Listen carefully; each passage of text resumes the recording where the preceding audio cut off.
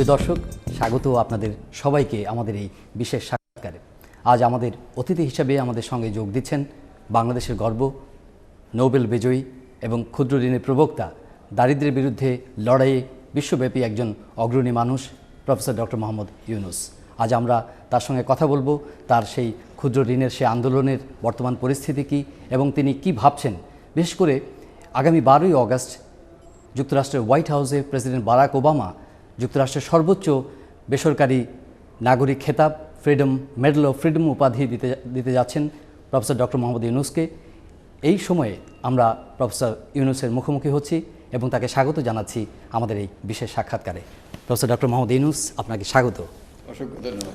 আমরা আসলে অত্যন্ত খুশি যে একের পর আপনি বিশ্বব্যাপী বাংলাদেশের জন্য অনেক সুনাম এবং অনেক সম্মান বয়ে আনছেন এবং সর্বশেষ যুক্তরাষ্ট্রের যে সর্বোচ্চ highest civilian honour medal of freedom, এটা হচ্ছে যে বিশ্বব্যাপী যারা পরিবর্তনের এজেন্ট হিসেবে কাজ করছেন, এজেন্ট অফ চেঞ্জ হিসেবে কাজ করছেন, তাদেরকে দেওয়া হচ্ছে। এবং তার মধ্যে বাংলাদেশের একজন অগ্রণী মানুষ হিসেবে আপনি আগামী 12ই অগাস্ট আপনার অনুভূতি সম্পর্কে প্রথমে জানতে চাইব, কেমন লাগছে? আমরাও খুশি, আপনারা যেরকম খুশি আমরাও খুশি, দেশের মানুষও খুশি। এরকম একটা স্বীকৃতি পেলে কার না ভালো লাগে, এবং এর মাধ্যমে দেশের মানুষের মধ্যে আনন্দ আসে যে আমাদের দেশটি একটা বড় সম্মান পেল। মানুষ সবাই একটু সোজা হয়ে দাঁড়াতে চায় যে হ্যাঁ, আমরা একটা স্বীকৃতি পেয়েছি। এবার এই তালিকায় 16 জনের নাম ছিল।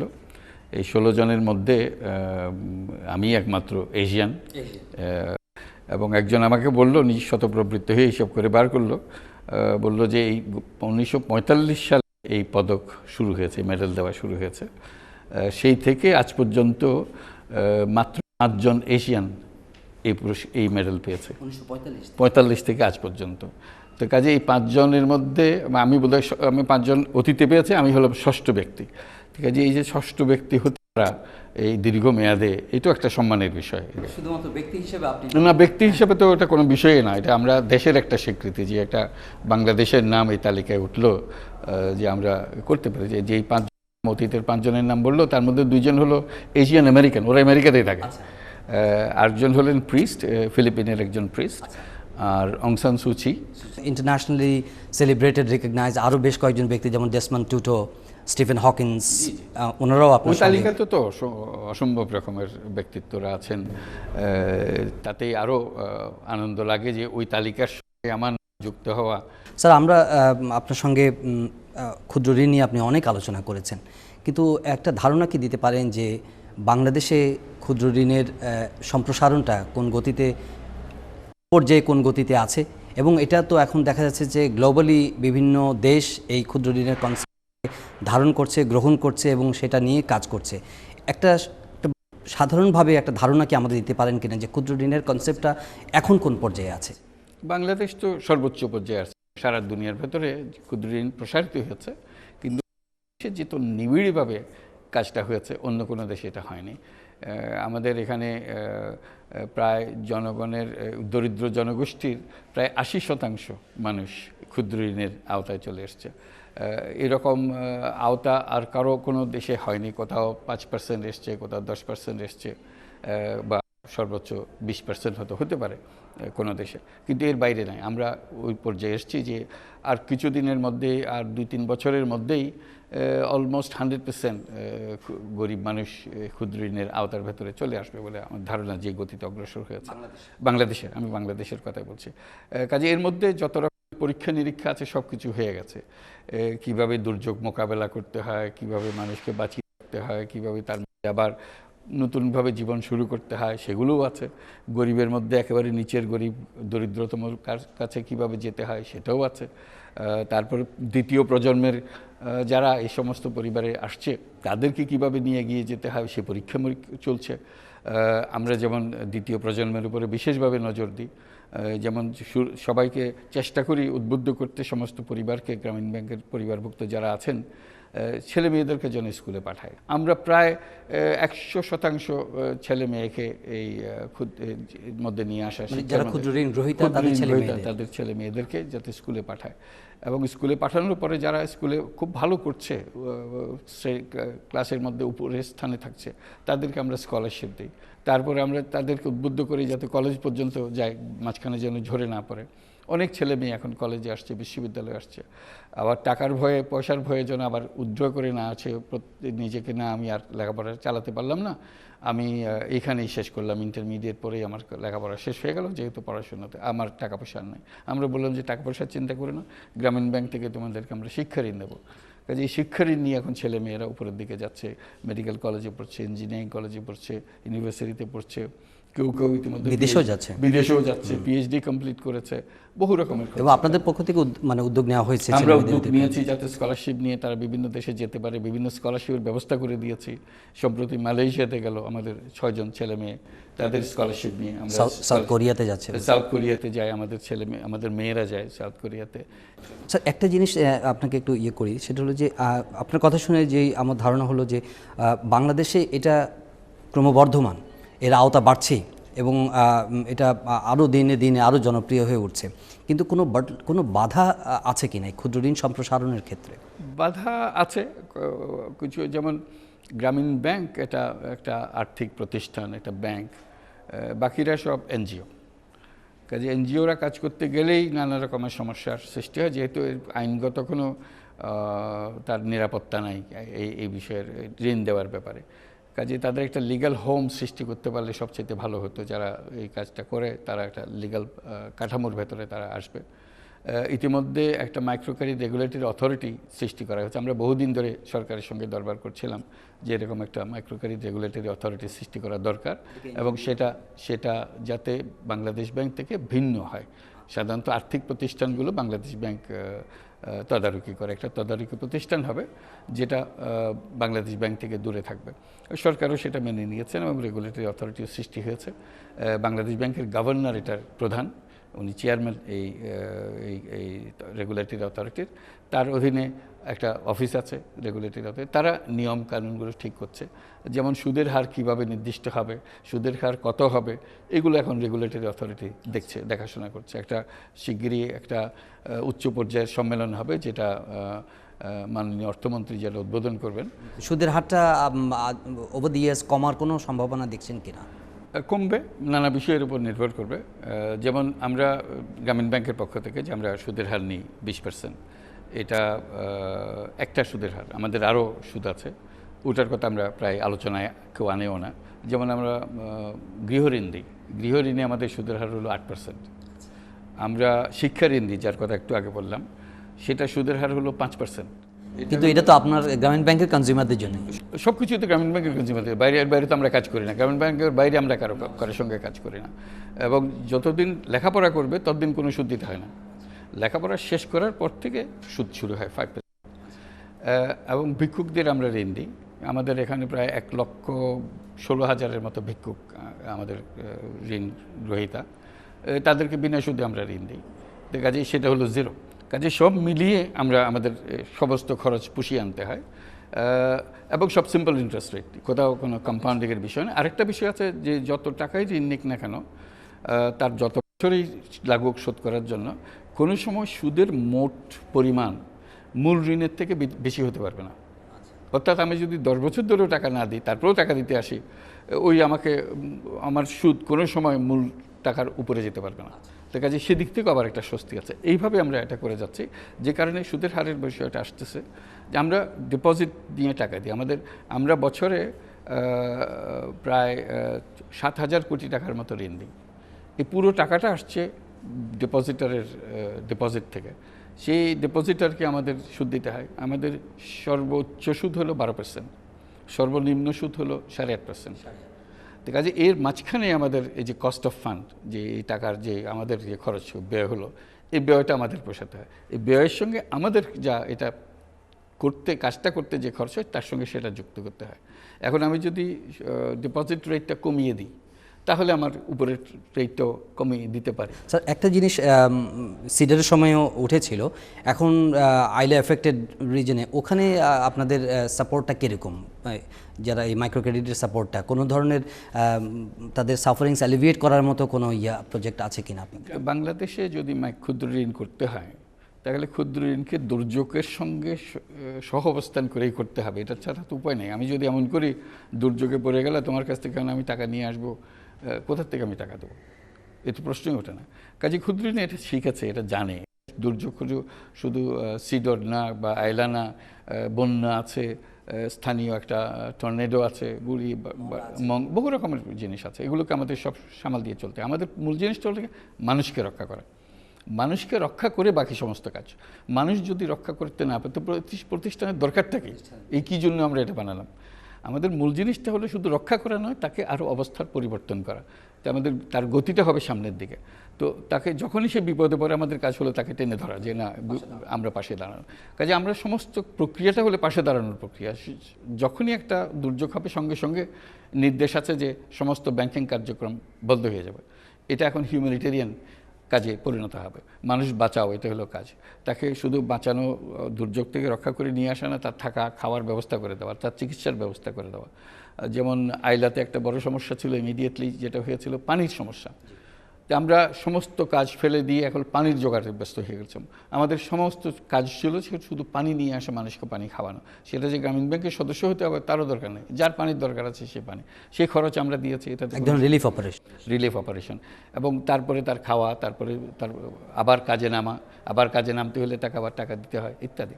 তো আমরা এইটাতে অভ্যস্ত হয়ে গেছে। এটা তো স্যার অন্য একটা প্রসঙ্গে যাই, সেটি হচ্ছে যে এই যে ক্ষুদ্র ঋণের উদ্যোগটা বা প্রয়াসটা, এটা ছাড়াই বা এটাকে সঙ্গে রেখে বাংলাদেশের যে দারিদ্র্য বিমোচনের যে লড়াইটা, যে চেষ্টাটা, এটা কি আগাচ্ছে আপনার মনে হয়? কিন্তু অনেক জায়গায় দেখা যায় যে যেমন বিশ্ব ব্যাংকেরই মাঝে মধ্যে কিছু আর্টিকেলস বা কিছু জরিপে দেখা যাচ্ছে যে রিচ অ্যান্ড পুয়ারদের মধ্যে এক ধরনের গ্যাপ বাড়ছে এবং আলট্রা পুয়ারের সংখ্যা বাড়ছে কিনা জানি না, কিন্তু কমছে বলেও তেমন কনফার্ম কোনো তথ্য পাওয়া যাচ্ছে না। আপনার বিশ্লেষণটা কি, আসলে আমাদের দারিদ্র্য কমছে কিনা?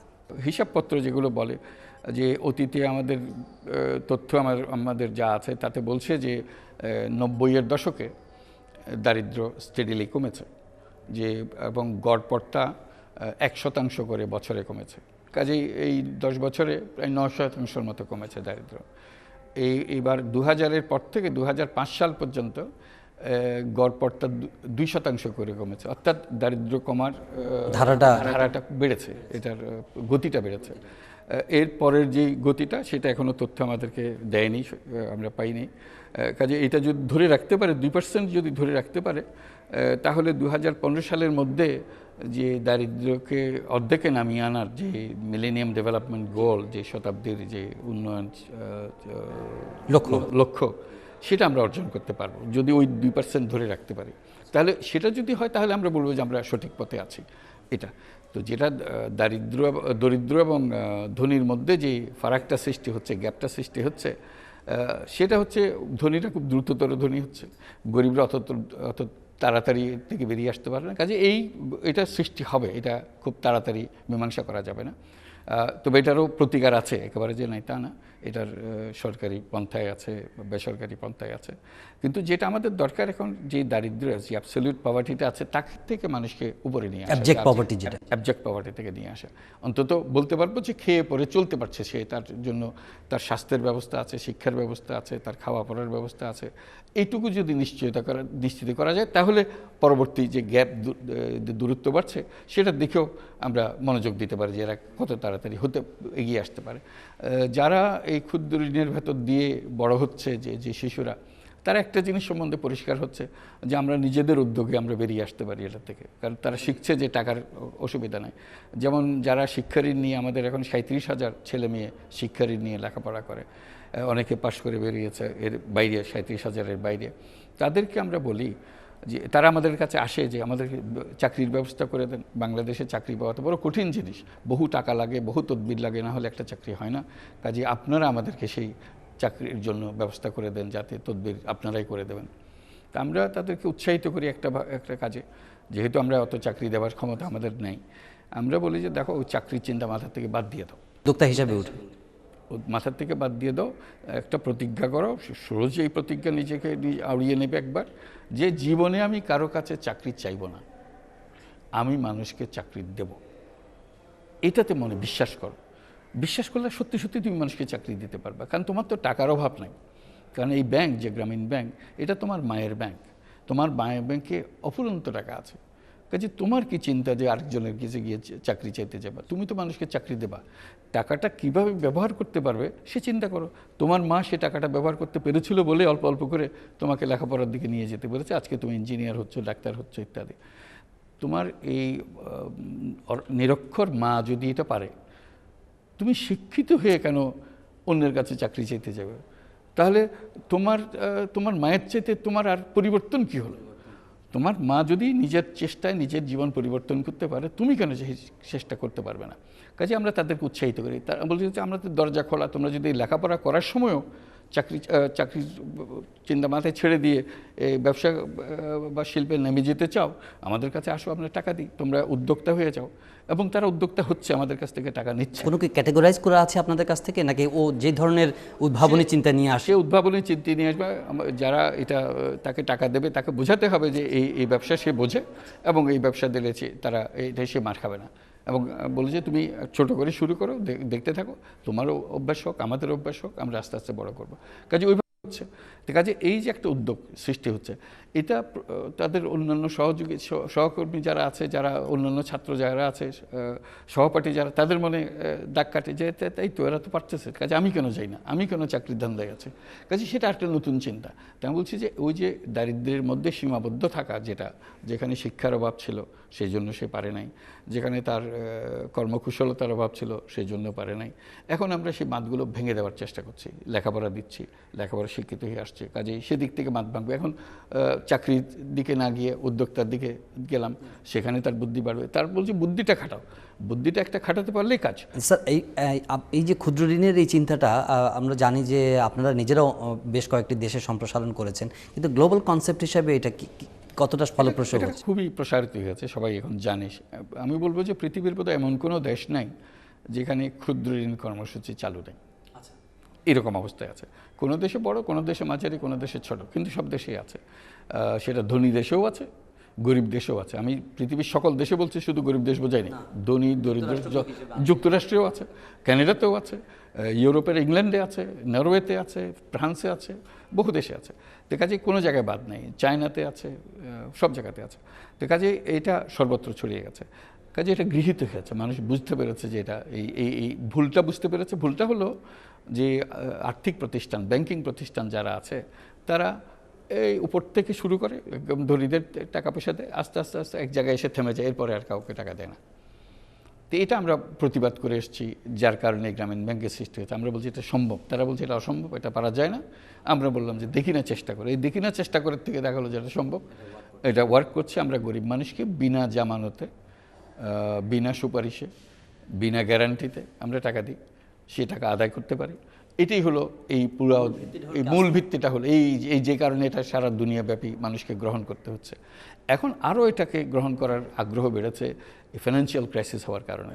এই যে আর্থিক একটা বড় রকমের দুর্যোগ যাচ্ছে, চাকরি হারাচ্ছে। আমেরিকাতে দেখবেন আনএমপ্লয়মেন্ট রেট খালি বাড়ছে বাড়ছে বাড়ছে, এখনও থামতেছে না, খালি বেড়ে যাচ্ছে। কাজে এই আনএমপ্লয়েডদের নিয়ে কী করবে? সরকারের হাতে একটাই রাস্তা, আনএমপ্লয়মেন্ট বেনিফিট দাও, তাদেরকে পয়সা দাও, যারা থেকে খাওয়া দাওয়া করতে পারে, বিপদের মধ্যে না পারে, না খেয়ে থাকতে যেন না হয়। কিন্তু এটা তো কোনো সমাধান না, এটা সরকারের কাছ থেকে টাকা নেই, টেম্পোরারি একটা সলিউশন। এবং আস্তে আস্তে মানুষ অকেজ হয়ে যায়, আমি এখন বসে বসে খাই, কিছু করতে পারি না, নিজে বিরক্তও হয়ে যায় যে আমি একটা কাজের মানুষ, আমি কাজ করতাম, আমার কাজ না দিয়ে এখন বলছে বসে বসে খাও। তা আমরা বলছি যে সে সঙ্গে ক্ষুদ্র ঋণটাও চালু করো, ওরা ক্ষুদ্র ঋণ থেকে টাকা নিক। এখন তো ব্যাংক তাকে টাকা দেবে না, তুমি আনএমপ্লয়েড, তোমাকে টাকা দেবে না, সঙ্গে সঙ্গে বলো যে না তুমি টাকা দেবে। আমরা বলছি কেন? আমাদের ধারণাটা নিয়ে আসেন, আমরা যেভাবে বিনা জামানতে করি, বিনা পরিচয় করি, এইভাবে করেন। তো কাজে এটার প্রতি আগ্রহ বাড়ছে যে ওদের কাছে যদি আমরা ঋণ সুবিধা পৌঁছতে পারি, তারা যদি নিজের কর্মসংস্থান নিজে সৃষ্টি করতে পারে, সরকারও বেঁচে গেল, মানুষটাও বেঁচে গেল, পরিবারটাও বেঁচে গেল। তো কাজে এটার আগ্রহ বাড়ছে যে কিভাবে সেটা করা যায়, তাদেরকে এই আগ্রহ এই ঋণ সুবিধা কিভাবে দেওয়া যায়। কাজে আমাদের যে নিয়ম পদ্ধতি এটা আরও প্রসারিত হচ্ছে, কাজে সারা দুনিয়াব্যাপী এটা যাচ্ছে। তো মাঝে মাঝে যেটা সমস্যা হয়েছে আমাদের কিছু, সেটা হলো যে অনেকে এটার মিসইউজ করছে, নাম বলছে মাইক্রো ক্রেডিট কিন্তু কাজ করছে ভিন্ন রকম। যে এটা অনেকটা কাজ করতে গিয়ে যে কাজটা করেছে সেটা হলো যে লোন শার্টস, যে মহাজনী কাজ, যে এমনভাবে সুদ নিলাম যে তাকে, সেটা কি আমাদের দেশেও আছে? আমাদের দেশে আছে, আমাদের দেশেও আছে, সব জায়গাতে আছে। তো অন্যান্য দেশে আর প্রচণ্ড রকমের আছে। আমাদের দেশে যেহেতু এটা বড় বড় প্রতিষ্ঠানগুলো তারা যে সুদ নেয় সেটা খুব নিচু অল্প সুদে দেয়, কিন্তু অন্যান্য দেশে 100%, 110% পর্যন্ত সুদ আছে। তো আমরা এটার প্রতিবাদ করি যে আমরা বলি যে ক্ষুদ্র ঋণের সুদের হার এমন হওয়া উচিত হবে না যে কস্ট অফ ফান্ড, যে টাকাটা পেতে যে খরচ হয়, সে ব্যয় হচ্ছে, তার সঙ্গে আরও 10% যোগ করলে যা দাঁড়ায় সেটাই হবে আলটিমেট। এর উপরে যেন ক্ষুদ্র ঋণের সুদের হার না হয়, এর ভেতরে যেন সুদের হারটা রাখা যায়।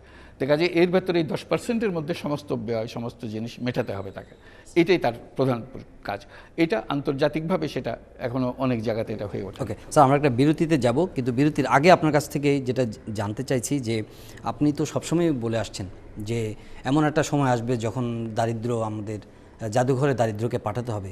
সেটা কত দূরের স্বপ্ন, মানে কত দিন আমাদের সেজন্য অপেক্ষা করতে হবে? আদৌ দারিদ্র্যকে জাদুঘরে পাঠানো সম্ভব হবে কিনা, বিশেষ করে আমাদের মতো দেশ যেখানে আমরা একদম এক্সট্রিম অ্যাবজেক্ট পভার্টিতে অধিকাংশ লোক বসবাস করছে? আপনার কি মত? এটা সংখ্যা দিয়ে ঘাবড়ে গেলে হবে না। এটা বিষয়টা হলো একজন ব্যক্তির বিষয়। একজন গরিব লোক, অতি গরিব লোক, হতদরিদ্র, সেই হতদরিদ্র অবস্থা থেকে দারিদ্র মুক্ত অবস্থা আসতে পারে কিনা, এই বিশ্বাস আসছে কিনা, এই যে যদি সম্ভব হয় তাহলে এটাকে কোটি কোটি দিয়ে গুণ করেন। বিষয়টা তো ব্যক্তির, এটা এই নয় যে 1 কোটি হলে অন্যরকম, তা না। একজন ব্যক্তি যদি সে হতদরিদ্র অবস্থা থেকে দারিদ্র্যমুক্ত অবস্থায় আসতে পারে তাহলে কোটি লোক আসতে পারে, একই প্রক্রিয়া আসতে পারে। সে প্রক্রিয়াটাকে সৃষ্টি করা, সেই প্রক্রিয়া সৃষ্টি করার জন্য আমরা বলছি যে যা যা দরকার, এই যে ক্ষুদ্র ঋণ দরকার, স্বাস্থ্য দরকার, শিক্ষা দরকার, আবাস দরকার, ইত্যাদি ইত্যাদি করার জন্য যে সুযোগ সুবিধা সৃষ্টি করা, এগুলো করা। তো আমরা দেখেছি বহু পরিবার আস্তে আস্তে এরকম বেরিয়ে আসছে, এটার থেকে বেরিয়ে আসতে পেরেছে। এবং যে কথা একটু আগে বললাম, যেটা পরিসংখ্যানের বিষয়, গড়ে 1% করে কমছে, গড়ে 2% করে কমছে। তো এবার যদি আমরা 2015 সালের মধ্যে শতাব্দীর উন্নয়ন লক্ষ্যমাত্রা পৌঁছে যেতে পারি, দারিদ্র্যকে অর্ধেকে, দরিদ্র মানুষের সংখ্যা অর্ধেকে নামিয়ে আনতে পারি, অর্ধেকে নামিয়ে আনার যদি বিশ্বাস করা যায়, তো শূন্যে নামিয়ে আনা যেতে বিশ্বাস করতে অসুবিধাটাকে, আমি সে কথাটাই আগের থেকে বলছি যে আমরা তো অর্ধেকে নেমে আসবো, এটা তো আমরা দেখছি, আমরা সেই রাস্তাতেই আছি এবং আমাদের মনে আনন্দ আসছে সেটার জন্য। এই মাঝে মাঝে ধাক্কা খাই, এই আর্থিক মন্দা একটা ধাক্কা দেয়, একটা আইলা, একটা সিডর আমাদেরকে ধাক্কা দেয়, একটা বন্যা আমাদেরকে ধাক্কা দেয়, কিন্তু আমরা পথ থেকে নড়তে চাই না। সেই পথটাকে মজবুত করতে চাই, শক্ত করতে চাই, 2% থেকে সেটা 2.5% নিয়ে যেতে চাই, 3% নিয়ে যেতে চাই, এবং দুনিয়াকে দেখাতে চাই আমরা 2015 সালের অপেক্ষায় নাই, আমরা 2013 সালে 2012 সালে করে লক্ষ্য পৌঁছালে আমরা পৌঁছাতে পারি, দেখা আমরা পারি। এটা যদি পারি তাহলে আমাদের আজকে সারা দেশ মিলে, সারা জাতি মিলে ঠিক করা যে শূন্যে কখন পৌঁছব, তাহলে সেটারও একটা মাত্রায় অর্ধেকের জন্য সাল তারিখ ঠিক করতে পারি, শূন্যের জন্য সাল তারিখ ঠিক করতে অসুবিধা কি? আমরা বলি চলেন না আমরা 2030 সালকে বলে দিই, এই 2030 সালে আমরা সেই বাংলাদেশকে দারিদ্র্যমুক্ত করব, কোনো মানুষ দরিদ্র থাকবে না এই দেশে। এই স্বপ্ন দেখি না কেন আমরা? দেখলে তাহলে সেই দিকে আরও উৎসাহ বাড়বে। 2% থেকে 2.5% নেওয়ার জন্য আমাদের মধ্যে ফুর্তি আসবে, 2.5% থেকে 3% নিয়ে আসতে ফুর্তি লাগবে। এটা মানুষ নিয়ে ব্যাপার, তো এটা তো কোনো এমন জিনিস আর জড় পদার্থ নিয়ে আমরা কাজ করছি না যে ওকে টেনে টেনে আনতে হবে, তো টেনে আনতে হচ্ছে না, ওকে ইশারা দিলেই সে দৌড় দিচ্ছে। একটু ইশারা দেওয়া, একটু সুযোগ দেওয়া, একটু রাস্তা সাফ করে দেওয়া। দারিদ্র্যের মূল কারণটা হলো প্রতিবন্ধকতা, মানুষের দোষ না। আমরা অসংখ্য প্রতিবন্ধকতা তার সামনে দাঁড় করিয়ে দিয়েছি। আইনের প্রতিবন্ধকতা, প্রতিষ্ঠানের প্রতিবন্ধকতা, শিক্ষার প্রতিবন্ধকতা, কনসেপ্টের প্রতিবন্ধকতা, আমাদের ধারণায় তাকে গরিব করে দিয়েছে।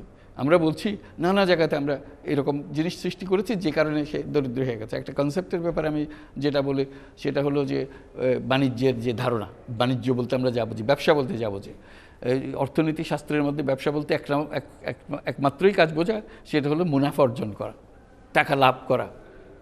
এবং সেটাকে সর্বোচ্চ পর্যায়ে নিয়ে যাওয়া, ম্যাক্সিমাইজেশন অফ প্রফিট, এটাই হলো ব্যবসা। তা আমি বলছি এটা কি, আমরা মানুষের কথা বলছি, কোনো যন্ত্রের কথা বলছি? মানুষ তো কোনো যন্ত্র না। আপনি তো যেভাবে প্রফিট ম্যাক্সিমাইজেশনের একটা নির্দিষ্ট গোল দিয়ে বসে আছেন, তাতে মনে হলে মানুষগুলো কতগুলো যন্ত্র, এগুলো কতগুলো রোবট। মানুষ তো রোবট না। এই যে বাণিজ্যের ধারণাটা একটা রোবটকে কেন্দ্র করে হয়েছে, এটা মানুষের জন্য প্রযোজ্য হতে পারে না। তো সেই জন্য আমরা আরও একটা ধারণার সৃষ্টি করতে চাচ্ছি এটার সঙ্গে, যেটাকে আমরা সামাজিক বাণিজ্য বলছি, সামাজিক ব্যবসায় বলছি। সেটা হলো যে মানুষের শুধু ব্যবসাতে মুনাফা অর্জনের মানুষের লক্ষ্য হবে না, আরেকটা ব্যবসা হবে একই সঙ্গে, আরেকটা ব্যবসা আমরা করব, সেটা হলো যে মানুষের কল্যাণ করা, মঙ্গল করাই হলো ব্যবসার একমাত্র লক্ষ্য। সেটাকে আমরা সামাজিক ব্যবসা বলছি। কাজে এটা হলো কনসেপ্টের বল। এটা যদি আমরা এই কনসেপ্টটা এইভাবে সংশোধন করে নিই, তাহলে দেখবেন যে অনেক সমস্যা যেগুলো পড়ে আছে আমাদের সামনে, আমরা মীমাংসা করতে পারছি না। স্যার, আমরা এই সামাজিক ব্যবসা নিয়ে আপনার কাছ থেকে আরেকটু বিস্তারিত শুনতে চাই, কিন্তু তার আগে একটা ছোট্ট বিরতি নিতে হবে। প্রিয় দর্শক, আমরা একটি ছোট্ট বিজ্ঞাপন বিরতি নিচ্ছি। বিরতির পর আবারও ফিরে আসছি। আমাদের অতিথি ডক্টর মোহাম্মদ ইউনূস, বাংলাদেশের একমাত্র নোবেল বিজয়ী। আমাদের সঙ্গেই থাকুন, ফিরে আসছি বিরতির পরে।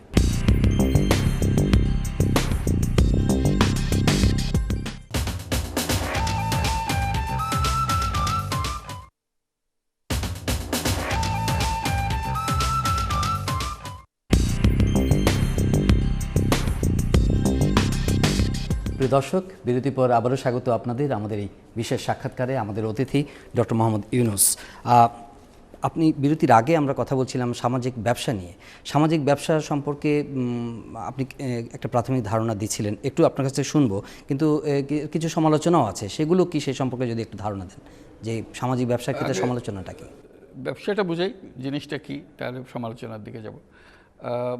ব্যবসাটা হলো যে আমরা ধরে নিয়েছি অর্থনীতি শাস্ত্রে সব মানুষ ব্যবসা ক্ষেত্রে আর যখন আসে, সে নিজের সেলফিশ একটা মোটিভ থেকে আসে, যে আমি উপার্জন করব, আমার কাছে সব জিনিস আসবে, অপরেরকে কি ধাক্কা দিলাম, কাকে কি গুতা দিলাম, সেটা আমার বিবেচনা। আমার একমাত্র মঞ্জিলে মকসদ হচ্ছে যে আমার প্রফিট ম্যাক্সিমাইজেশন। এটা খুবই একটা সীমাবদ্ধ ধারণা মানুষের প্রতি। এটা মানুষের মধ্যে আছে, স্বার্থপরতা, সব মানুষের স্বার্থপরতা একটা বিষয় আছে, সেটার উপরে ভিত্তি করে এই পুরো কনসেপ্টটাকে দাঁড় করানো হয়েছে। আমাদের মানুষের স্বার্থপরতা আছে, এটা সঠিক, এটা নিয়ে কোনো বিবাদ করার কিছু নেই। কিন্তু একই মানুষের ভেতরে উদারতাও আছে, স্বার্থহীনতাও আছে, উদারতা আছে। সেই স্বার্থহীনতাকে আমরা আর গণ্য করলাম না বাণিজ্য ব্যবসার ক্ষেত্রে, অর্থনীতির ক্ষেত্রে। আমরা এখানে আমরা ভুল করলাম। ভুল করে আমরা যে জগৎ সৃষ্টি করলাম স্বার্থপরতার ভিত্তি করে, এটা ক্রমে এবং সুপার গ্রিডের দিকে আমাদেরকে নিয়ে যাচ্ছে, অতি লোভ, যেটার কারণে ক্রাইসিস সৃষ্টি হলো, প্রফিটিয়ারিং এর দিকে নিয়ে যাচ্ছে। একেবারে এমন হয়েছে, এটা অনেকটা জুয়া খেলার মতো হয়ে গেছে। যে ব্যাপারে দান কত বড় আসে, আমি এইটার উপর দিয়ে দিচ্ছি। তো কাজে এই যে সুপার গ্রিডের দিকে চলে গেল, একমাত্র কারণ হলো যে এটাকে সীমার মধ্যে রাখার কোনো আয়োজন আমরা অর্থনীতি শাস্ত্রের মধ্যে রাখি নাই। তা বললাম যে যদি আমরা এই স্বার্থহীনতার উপরে ভিত্তি করে যদি আরেকটা ব্যবসা সৃষ্টি করতে পারতাম, তাহলে আমাদের বরাবর একটা সমান্তরাল দুটো ব্যবসা চলতে পারতো। এটা হ্রাস ধরতো, ও চলতে চাইতো, এটা হ্রাস ধরে আসতো, এবং সে নিজের গতিতে নিজেরটা চলতো। ওই স্বার্থপরতার উপর ভিত্তি করে যে ব্যবসা, সেই ব্যবসা যেমন মানুষের কল্যাণ দেখছে না, যেহেতু সে নিজের কল্যাণ নিয়ে ব্যস্ত, এটা বরাবরই সমস্ত চেষ্টাই হবে মানুষের কল্যাণ করা, নিজের প্রতি তার কোনো দৃষ্টিই থাকবে না, উল্টোটা একেবারে। তো সেই ধরনের ব্যবসা সৃষ্টি করা, যেটা আমরা ইংরেজিতে আমরা বলছি যে non loss non dividend company with a social objective. একটা সামাজিক লক্ষ্যকে ঠিক করে যে আমি লোকসান দেব না, কিন্তু কোনো মুনাফাও নেব না, এই ভিত্তিতে একটা করা, এবং সামগ্রিক ব্যবসাটাই হবে মানুষের কল্যাণ, non loss non dividend with a social objective, এই ধরনের কোম্পানি সৃষ্টি করা। তো আমরা এটার দিকে যখন কথাবার্তা বলতে মানুষ বললো যে না, এরকম কে ব্যবসা করবে, এরকম মানুষ পাগল নাকি এরকম। তা আমি বললাম যে দেখেন, মানুষ কত রকম পাগল যে মানুষের মধ্যে, পাগলামি যে মানুষের মধ্যে আছে, আপনি দেখলে নিজেই অবাক হবেন। আমি তো টাকা বিনিয়োগের কথা বলছি, যেখান থেকে সে টাকাটা ফেরত পাবে, যে টাকা বিনিয়োগ করেছি সে টাকাটা নিয়ে যেতে পারবে, কিন্তু মুনাফাটা আর নিতে পারবে না, এটুকু শুধু বলছি।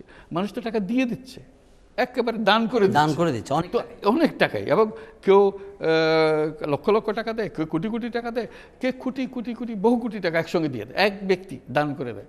তা বললাম যে এটাতে কী পাগলামির কথা বললাম, ওইটার তুলনায় তো এটা কিছুই না। তো কাজে এটাতে আপনি পাগলামি মনে করছেন কেন? অনেকে এতে আগ্রহী হবে। তো আমরা কিছু কিছু এরকম সৃষ্টি করেছি নিজেরাই এই সামাজিক বাণিজ্য। এদেরকে যারা দেবে তার ডোনার হিসেবে বলা না, ইনভেস্টার তো, সে তো টাকাটা ফেরত দেবে। ডোনার হলে তো, যখন আমরা চ্যারিটি বলি, যেটা ডোনার বলি, যেটাকে আমরা দান বলি, খয়রাত বলি, সেটা একদিকে যায়, টাকা ফেরত আসে না। সেটাও একটা মঙ্গলের কাজ করে, কিন্তু মঙ্গল একবার করে, দ্বিতীয়বার আর করতে পারেন। সামাজিক ব্যবসাতে সুবিধা হলো এই টাকাটা যেটা আমি দান করে দিতাম, খয়রাত করতাম, সেটাকে যদি আমি সামাজিক বাণিজ্যে ব্যবহার করি একই কাজের জন্য, এটা বারে বারে চলতে থাকবে, এটা কোনোদিন শেষ হবে না কোনোদিন। এটাই হলো তার মজাটা। কাজে যে কাজটা আমি করি, যেমন আমি কাজ করতে চাচ্ছিলাম যে 5টা লোকের আমি কর্মসংস্থান করব, এটা আমার সামাজিক বাণিজ্য। আমি একটা ব্যবসা করলাম, বললাম যে আমার মুনাফার দরকার নেই, ওই 5টা লোকের কর্মসংস্থান করাটাই আমার হলো উদ্দেশ্য। আমি দান করে টাকাটা দিয়ে দিতে পারতাম তাদেরকে, বলি টাকা নিয়ে যাও, তাহলে একবারই হলো ওই 5 জন লোকেরই উপকার হলো। তা আমি যখন ব্যবসাটা করলাম, এটা দিনের পর দিন চলতে থাকবে, কেউ ওখান থেকে চাকরি ছেড়ে দিলে আরেকজন লোক চাকরি পাবে, এই ব্যবসা ভালো হলে এটা আরও সম্প্রসারণ হবে। কিন্তু আমি কোনো মুনাফার জন্য এটা করিনি, শুধু কিন্তু মুনাফা না হলে স্যার এটা তো একটা সেবাধর্মী কাজই হয়ে গেল। সেবাধর্মী না, মানব মঙ্গলজনক। সেবা বলতে আরেক ধরনের অর্থ হতে হবে, মানব কল্যাণের জন্য। অবশ্যই আমি তো ব্যবসাটা করছি মানব কল্যাণের জন্য, আমি কল্যাণ না হলে তো আমি করতামই না, কল্যাণের জন্য করছি। ব্যবসাতে একটা প্রফিটের কনসেপ্ট আছে, এইটাতে নাই। আপনি তো আগের ব্যবসার কথা, পুরনো ব্যবসার কথা, আমি নতুন ব্যবসার কথা বলছি। এই দুই ব্যবসা একসঙ্গে চলবে। ওই যে ব্যবসায়ী যে 5 জনের জন্য একটা ব্যবসা সৃষ্টি করলো, উনি কিন্তু আরেক জায়গায় বহু টাকা রোজগার করেন। তো স্যার এমনিতে এই সামাজিক এই ধরনের ব্যবসার উদ্যোগ যদি বাড়ে, তাহলে আপনি কি ভিজুয়ালাইজ করেন যে 10 বছর পরে বাংলাদেশের এই ক্ষেত্রে মানে সাকসেস যদি আমরা পাই, তাহলে কর্মসংস্থানের ক্ষেত্রে কতটা অবদান রাখতে পারবে? এটা নির্ভর করবে কি পরিমাণ বিনিয়োগ এই সামাজিক বাণিজ্যে বিনিয়োগ ক্ষেত্রে আসবে। সামাজিক বাণিজ্যে সবসময় যে বিনিয়োগ ক্ষেত্রে আসবে তা তো না, সে স্বাস্থ্যক্ষেত্রে যেতে পারে, যে স্বাস্থ্যের ব্যাপারে করবে। যেমন আমাদের চেষ্টা হচ্ছে স্বাস্থ্যক্ষেত্রে ব্যাপকভাবে সামাজিক বাণিজ্য সৃষ্টি করা বাংলাদেশে, যাতে করে যারা গরিব মানুষ স্বাস্থ্যসেবা পায় না, তাদেরকে আমরা স্বাস্থ্যসেবার আওতায় নিয়ে আসতে পারি সামাজিক বাণিজ্য হিসেবে। তাকে পয়সা দিতে হবে অল্প, যারা বড় লোক তারা ভালো পয়সা দেবে, তাদের উপরে যে মুনাফা হবে সে মুনাফা দিয়ে আমরা গরিবের কাছ থেকে কম পয়সায় কাজ করিয়ে দেবো। কাজে এটা সামাজিক বাণিজ্য হবে। আমরা নার্সিং কলেজ করতে যাচ্ছি, যে মেয়েরা লেখাপড়া করেছে আর কিছু করতে পারছে না, তারপর বিয়ে হয়ে যায়, বাচ্চা হয়, এই তার জীবন। বলছি কেন? তার তো একটা বড় প্রফেশন হতে পারে। আমাদের এই দেশে অসংখ্য নার্স দরকার, সারা দুনিয়াতে অসংখ্য নার্স দরকার। কেন আমাদের মেয়েরা ঘরে বসে থাকবে, লেখাপড়া করে? তাদেরকে বলছে আসো নার্সিং কলেজে, আমরা এমন নার্সিং বিদ্যা শেখাবো যাতে করে সারা দুনিয়াতে কাজ করার উপযুক্ত হয়। যত যেতে চাও হয়েছে কি এরকম নার্সিং শুরু করছি, আমরা শুরু করতে যাচ্ছি। আমরা কয়েকটা নার্সিং কলেজ শুরু করব এখন, তারপর মেডিকেল কলেজ করব, নতুন ধরনের ডাক্তার তৈরি করব। কাজে এই ধরনের জিনিসগুলো আছে, এগুলো সবটাই সামাজিক বাণিজ্য হিসেবে আমরা করব, প্রত্যেকটাই, যাতে নিজের পয়সা নিজে চলতে পারে। এখানে অর্থ যোগানটা কি আপনার নিজের ফান্ড থেকে, মানে আপনার ফাইন্যান্সিয়াল, নাকি বাইরে থেকেও আসছে? এটা বাইরের থেকেও আসবে, বাইরে বিনিয়োগ হবে, যারা করতে চায় সেভাবে করবে। আরেকটা বিষয় বিশেষ করে গুরুত্বপূর্ণ, নার্সরা যারা বিএসসি নার্স, এমএসসি নার্স করবে, পিএইচডি নার্সিং করবে, তারা যেন ওষুধ প্রেসক্রাইব করতে পারে তাদের লিমিটেড ক্ষেত্রে, যে সমস্ত, যাতে করে আমরা এই নার্সকে দিয়ে গ্রামের চিকিৎসকের কাজ করাতে পারি। এবং অন্যান্য দেশে, বিশেষ করে আমেরিকাতে আছে নার্স প্র্যাকটিশনার, তারা এটা করতে পারে, প্যারামেডিকদের মতো, বা পল্লী চিকিৎসক বা ডিপ্লোমা ডাক্তার। ওদের তো যারা বিএসসি নার্সিং করে তাদের যথেষ্ট মেডিকেল জ্ঞান আছে। কাজে সেই মেডিকেল জ্ঞানকে সম্পূর্ণ করে তাদের নার্স প্র্যাকটিশনার হওয়ার জন্য তার যদি অতিরিক্ত ট্রেনিং দরকার সেটাও কমপ্লিট করে সে এখন রেমিটেন্সের ক্ষেত্রে বড় অবদান রাখবে। এই যে আমাদের মেয়েরা যদি বিদেশে যেতে পারে, এরকম হাজার হাজার নার্স দরকার বিদেশে, তাহলে বিরাট কমে। এখান থেকে একজন মেয়ে যদি নার্সিংয়ে চাকরি পায়, অনায়াসে 1 লক্ষ টাকা বেতন পেতে পারে, অনায়াসে পেতে পারে। আর এখানে নার্সিং বিএসসি ডিগ্রি করতে পারলে 12,000 থেকে 15,000 টাকা বেতন পেতে পারে। যে একজন ডাক্তার যে পর্যায়ে বেতন নিয়ে শুরু করে, একজন নার্স, বিএসসি নার্স ও একই পর্যায়ে বেতন নিয়ে শুরু করে। এবং এর কাজের অনেক সুযোগ রয়েছে, ফিলিপিন্স, ইন্ডিয়া, পাকিস্তান। আমাদের এখানে তো এখন প্রতি 3 জন ডাক্তারের জন্য 1 জন নার্স আছে এই দেশে। এখন কিছু অদ্ভুত কথা, যেটা হওয়া উচিত ছিল প্রতি ডাক্তারের জন্য 4 জন নার্স, এখন হয়ে গেছে আমাদের উল্টা, ডাক্তারের সংখ্যা আছে কিন্তু নার্স নাই।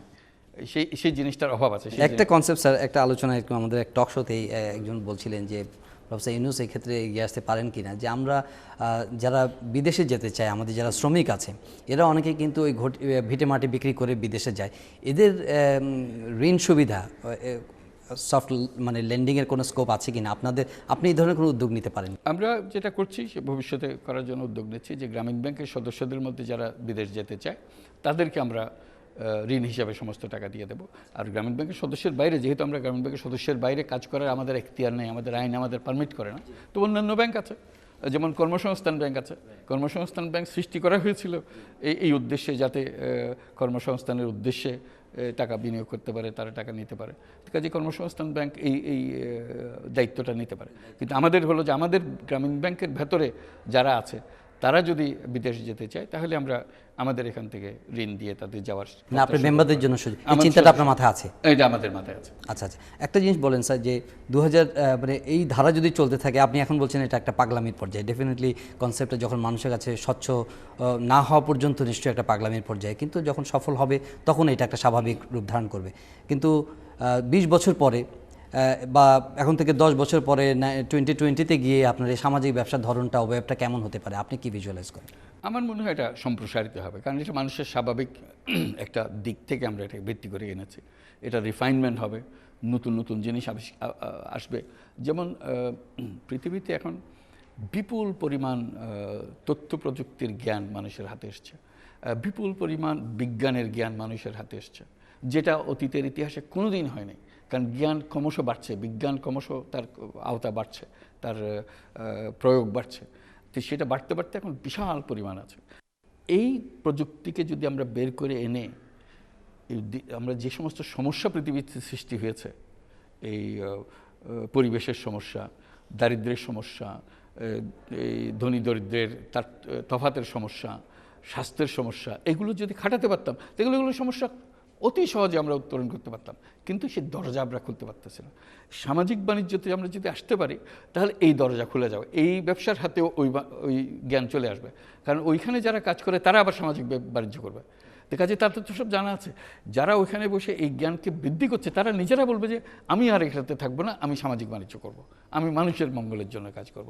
দেখা যাচ্ছে ওখান থেকে বেরিয়ে এসে এখানে বিরাট এক জিনিস নিয়ে আসছে, যাতে করে এগুলো সমস্যার সমাধান হয়ে যায়। তো আমার ধারণা হলো যে 20 বছরের যে করলেন, বাংলাদেশেও এটার একটা বিরাট প্রসার হবে, সারা দুনিয়াতেও এটা বিরাট প্রসার হবে, না হয়ে উপায় নাই।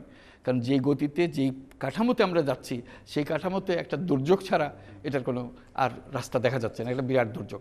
আজকে আমরা এই আর্থিক দুর্যোগ থেকে বেরিয়ে আসতে পারি, কিন্তু আর্থিক দুর্যোগ তো একা দুর্যোগ না, দুর্যোগ তো অনেক ধরনের সম্মিলিত একটা দাপট যাচ্ছে আমাদের উপরে। যেমন আমরা এনার্জি ক্রাইসিস, যে জ্বালানি ক্রাইসিস, দুর্যোগের মধ্যে আমরা আছি, চলছি। পরিবেশের ক্রাইসিস, এনভায়রনমেন্টাল ক্রাইসিস আমাদের মধ্যে আছে, ফুড ক্রাইসিস, না ল অ্যান্ড এটা তো ভিন্ন, যেটা সোশ্যাল ক্রাইসিস, যে ম্যানেজমেন্ট, গভর্নেন্স ইত্যাদির ক্রাইসিস। কিন্তু এগুলো হলো ফান্ডামেন্টাল ক্রাইসিস, যেখানে পরিবেশের ক্রাইসিস এটা আমি শেষ করতে পারবো না, কিন্তু এটাকে একটা যৌথভাবে সমস্ত মানুষের এটাকে আক্রমণ করতে হবে, যাতে এটা সমাধানের একটা রাস্তা বেরিয়ে আসে। জ্বালানি ক্রাইসিসটাকে আমাদের সমাধান করতে হবে, এই ফুড ক্রাইসিস আমাদের সমাধান করতে হবে। ফুড ক্রাইসিস এমনিতে হয়ে যাবে না, মানুষের সংখ্যা বাড়ছে, অথচ উৎপাদন সেই পরিমাণে তাহলে জমি কমে যাচ্ছে, উৎপাদন বাড়াতে পারছে না, সেখানে পরিবর্তন আসছে না, সেখানে প্রযুক্তির ব্যবহার আসছে না, কাজে এখানে বিরাট কাজ রয়ে গেছে। তো এই সমস্ত দিক থেকে বের হতে হলে আমাদেরকে নতুন রাস্তা খুঁজতে হবে। দেখেছি কাজে এই ভঙ্গি, যে ভঙ্গি আমরা রয়ে গেছি, সেই ভঙ্গিতে এই প্রত্যেকটা দুর্যোগ আরও কঠিনতর হবে। কাজে এই একটা রাস্তা, এটা সহজ রাস্তা, কোনো কঠিন রাস্তা না, বুঝতেও সহজ, করতেও সহজ আছে। এর চাইতে ভালো বুদ্ধিও বেরোতে পারে, আমার কোনো অসুবিধা নেই। ভালো বুদ্ধি বের হলে আমরা সেগুলো গ্রহণ করব, কিন্তু এটাকে অস্বীকার করার কোনো উপায় নেই। সেই হিসেবে আমি দেখছি এটা একটা বিরাট প্রভাব ফেলবে। এটা বাণিজ্য জগতে, বর্তমান ব্যবসা জগতের মধ্যে একটা প্রভাব ফেলবে। ইয়াং গোষ্ঠী, যা তরুণ গোষ্ঠী যারা আছে, তাদের মনে একটা বিরাট প্রভাব ফেলবে।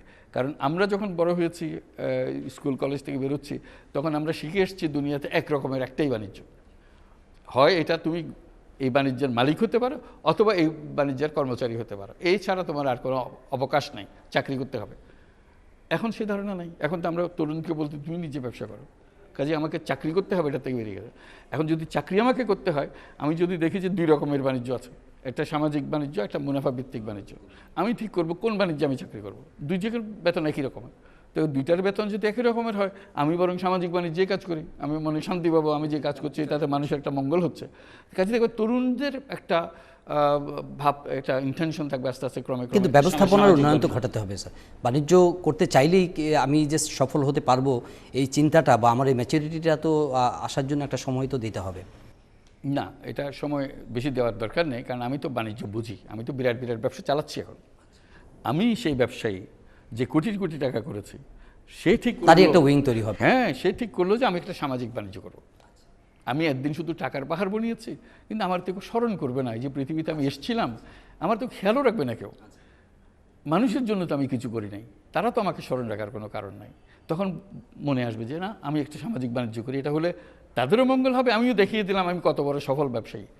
তার সমস্ত স্কিল নিয়ে সে সামাজিক বাণিজ্য করবে, এবং এত মজা পাবে, আমার ধারণা এত মজা পাবে সে ওই ব্যবসার কথা ভুলে, আগের ব্যবসার কথা ভুলেই যাবে, সমস্ত টাকা এনে সে এটা করবে। শুধু কারণ বই- এত এক্সাইটিং এই জগৎ। কিন্তু স্যার, এটা শুধু আপনার বই পড়ে কি এই ধারণার প্রসার ঘটানো সম্ভব, নাকি এটার জন্য আলাদা কোনো ক্যাম্পেইন দরকার আছে?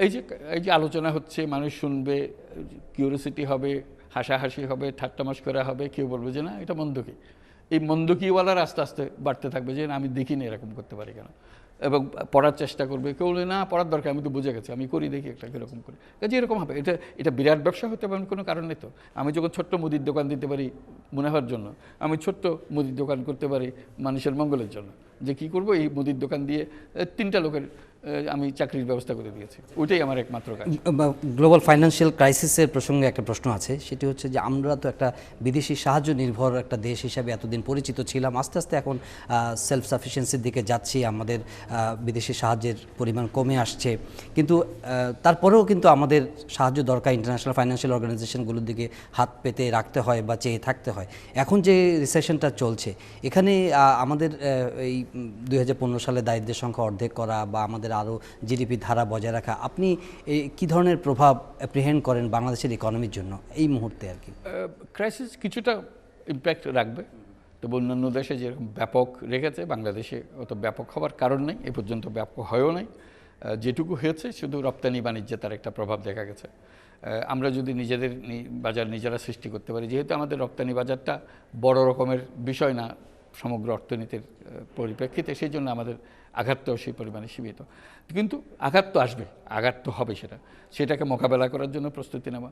আর আমাদের আরেকটা জগৎ আছে, সেটা হলো রেমিটেন্স জগৎ, যেটা বাইরের যারা কাজ করে, সেটা তো বাড়ছে। বরং এটা আনন্দের বিষয়, এই দুর্যোগের ভেতরেও সেই টাকা ক্রমাগত হচ্ছে। $9 বিলিয়ন আছে সামনে, প্রায় 10 বিলিয়ন, 9.7 বিলিয়ন। হ্যাঁ, আগামী বছর 10.5 বিলিয়ন তো আগে বলেই রেখেছে, এর চেয়েতেও ভালো হতে পারে। তো কাজে এটা একটা বড় লক্ষ্য, সেটাকে আমরা আরও সম্প্রসারিত করতে পারি, যথেষ্ট সুযোগ আছে। আমরা তো মনে করছি আমরা নিজেরাই একটা এইরকম এমপ্লয়মেন্ট সার্ভিস, গ্রামীণ এমপ্লয়মেন্ট সার্ভিস কোম্পানি করব, যাতে করে আমরাই কর্মসংস্থানের জন্য ব্যবস্থা করে দিতে পারি বিদেশ থেকে, একদম সরাসরি কোম্পানির সঙ্গে আলাপ করে, যেহেতু তারা গ্রামীণকে চেনে, যে গ্রামীণের উপরে ভরসা আছে, আমরা নিয়ে এসে আমাদের পরিবার পরিজনদেরকে সেগুলো দিয়ে, আমাদের এই ঋণ দিয়ে তাদেরকে বিদেশে পাঠালাম, এবং তাদের রক্ষণাবেক্ষণ, তাদের ঠিকমতো ব্যবহার হচ্ছে কিনা, নাকি তারা অত্যাচারের সম্মুখীন হচ্ছে, সে ব্যাপারে আমরা মোকাবেলা করতে পারি। কাজে এটা একটা জগৎ যেটা করতে পারে, এটা আমাদের একটা অংশ থাকবে, বাট অন্যরাও করবে, সবাই মিলে করবে, কারণ বিরাট জগৎ। আমরা বহু নতুন নতুন দেশে এই মানুষ কর্মসংস্থানের ব্যবস্থা করতে, রাশিয়া একটা বড় দেশ যেখানে কর্মসংস্থানের সুবিধা আছে, এরকম চায়না ভবিষ্যতে একটা বড় মানুষ আমদানির একটা বড় দেশ হবে, কারণ তার নিজের দেশে যে লোক আছে, বহু লোক আছে, কিন্তু ওয়ান চাইল্ড ফ্যামিলির কারণে এটা এমন পরিস্থিতি এসছে, তার এই বিশাল ইকোনমিকে ধারণ করতে হলে তাকে লোক নেওয়া ছাড়া আর কোনো উপায় নেই। এখনই তো তাদের যে ওয়েজ লেভেল বেড়ে যাচ্ছে বলে অনেক ব্যবসা বাংলাদেশ, ভিয়েতনাম ইত্যাদি অঞ্চলের দিকে চলে আসছে, তারা ধরে রাখতে পারছে না। তো কাজে তাদের যে পরিমাণ অর্থনীতি যে গতিতে বাড়ছে, এই গতি ধরে রাখা, এই অর্থনীতিকে ধরে রাখার জন্য লোক দরকার হবে। লোক দরকার হলে আমরা আছি, আমরা তাড়াতাড়ি আমাদের সেই যোগাযোগগুলো করা।